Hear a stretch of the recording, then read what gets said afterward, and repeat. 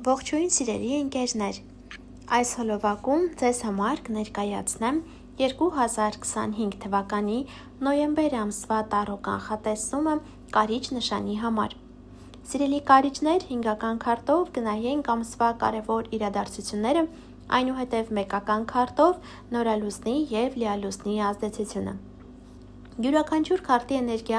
անպայման բոլոր կարիճներ իրենց կյանքում զգալու են, բայց դա կլինի տարբեր ոլորտներում, տարբեր դրսևորումներով, քանի որ այս տարրո կանխատեսումը ընդհանուր բնույթ ունի։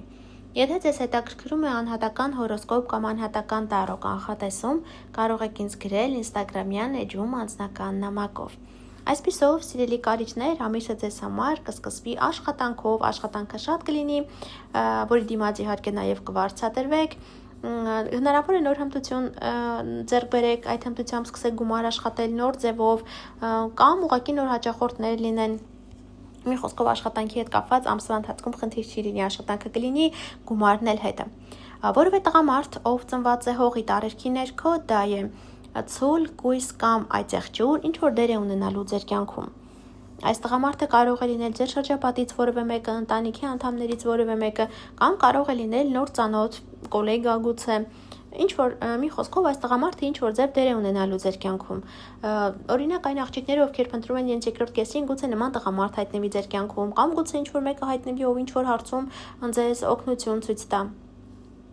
Եվ մի կին, ով ծնված է ջրի տարերքի ներքո, դա է խեցգետին, ծկներ կամ կարիճ, ինչ որ դեր է ունենալու կրկին ձեր կյանքում։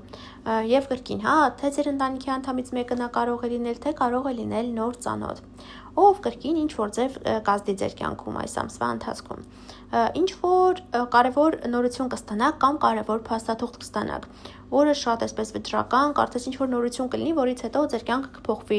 կարծես առաջ ու հետո կնայեք, ձեր կյանքին։ Շատ կարևոր ինչ որ նորության մասին է խոսքը կամ փաստաթղթի մասին է խոսքը, որը ստանալուց հետո կարծես դուք ավելի հստակ կլինեք, ավելի վճռական կլինեք եւ ինչ որ կտրուկ գործողություններ կսկսեք կատարել այդ նորությունը ստանալուց հետո։